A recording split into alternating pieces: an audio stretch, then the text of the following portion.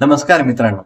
आज आपण एका फार महत्वाच्या विषयावर बोलणार आहोत. एक असा विषय त्याची योग्य माहिती वेळेवर असली तर एखाद्याचा जीव आपण वाचवू शकतो.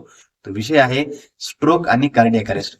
खूप लोकांना वाटतं की स्ट्रोक आणि कार्डियक अरेस्ट म्हणजे दोन्ही एकच गोष्ट आहे, पण प्रत्यक्षात हे दोन वेगवेगळे आजार आहेत.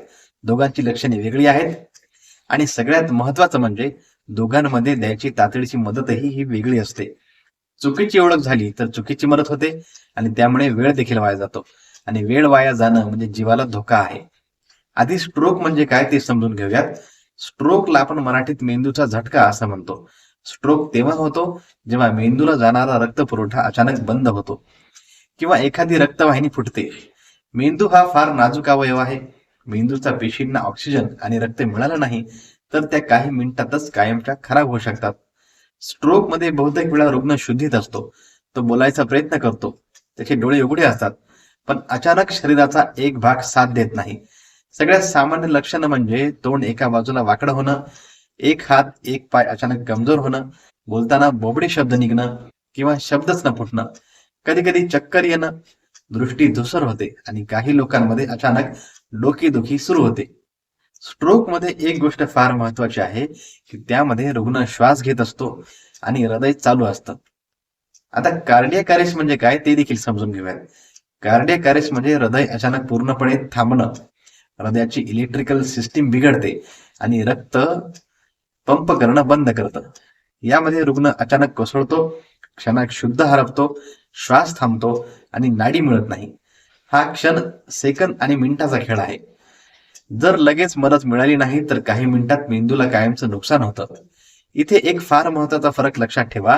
स्ट्रोक मध्ये रुग्ण बोलू शकतो, त्याचे डोळे उघडे असतात, श्वास चालू असतो आणि कार्डियक अरेस्ट मध्ये रुग्ण शुद्धीत नसतो, त्याचा श्वास बंद असतो आणि त्याची नाडी देखील मिळत नाही. आता सगळ्यात महत्वाचा प्रश्न असा की अशा वेळी आपण काय करायचं. स्ट्रोकची शंका आली तर रुग्णाला शांत झोपवा. तोंडात पाणी, चहा, औषध किंवा काहीही देऊ नका. उशीर न करता तात्काळ रुग्णालयात घ्या. स्ट्रोक मध्ये वेळ म्हणजे मेंदू. लवकर उपचार मिळाले तर लकवा टाळता येऊ शकतो. आता कार्डियक अरेस्ट मध्ये काय करायचं, तर कार्डियक अरेस्ट मध्ये वाट पाहायची नाही, घाबरायचं देखील नाही. रुग्ण शुद्धीत नाही, श्वास घेत नाही तर तात्काळ सीपीआर चालू करा आणि अँब्युलन्सला बोलवा. सीपीआर म्हणजे हृदयाला बाहेरून रिदम देणं, जेणेकरून मेंदूला थोडासा तरी रक्तपुरवठा सुरू राहील. इथे एक फार मोठी चूक लोक करतात की स्ट्रोक झालेल्या रुग्णाला सीपीआर करतात आणि कार्डियक अरेस्ट मध्ये फक्त पाणी शिंपडतात.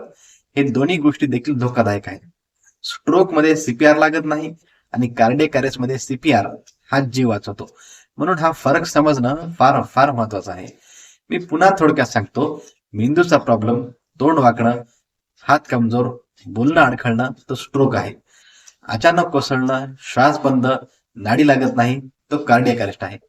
योग्य वेळी योग्य ओळख आणि योग्य मदत हीच खरी लाईफ सेव्हिंग ट्रीटमेंट आहे. हा व्हिडिओ तुम्हाला उपयुक्त वाटला असेल तर कृपया आपल्या घरच्यांना, मित्रांना आणि विशेषतः वयोवृद्ध लोकांपर्यंत ही माहिती नक्की पोहोचवा. कारण कधी कुठे कोणाला ही माहिती जीव वाचवेल हे आपल्याला देखील माहीत नसतं. त्यामुळे सुरक्षित राहा, सजग राहा. अशाच आरोग्यपूर्ण माहितीसाठी आपल्या व्हिडिओला लाईक करा आणि चॅनलला सबस्क्राईब करायला अजिबात विसरू नका. तोपर्यंत धन्यवाद.